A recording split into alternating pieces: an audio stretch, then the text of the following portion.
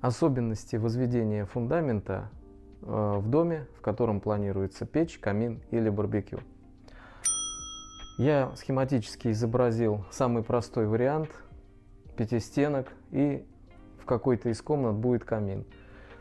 Обычно, если планируется какой-то достаточно тяжелый элемент в виде камина или печи, делается под него дополнительный фундамент.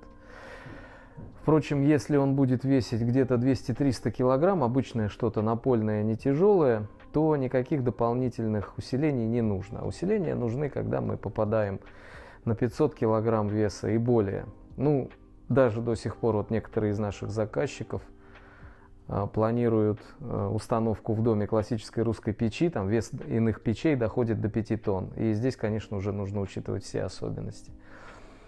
Ну, в обычном стандартном варианте делается небольшое усиление фундамента, то есть добиваются буквально пара свай вот в этих местах.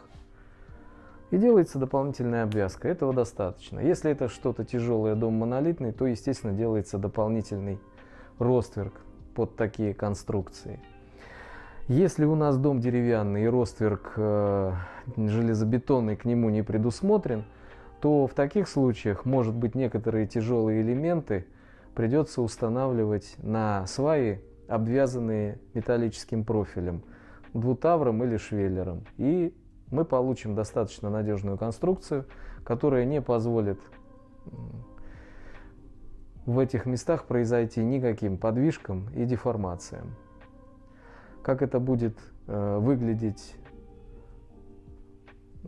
на самом деле, уже на стройплощадке, вы увидите на фотографиях после этого видео.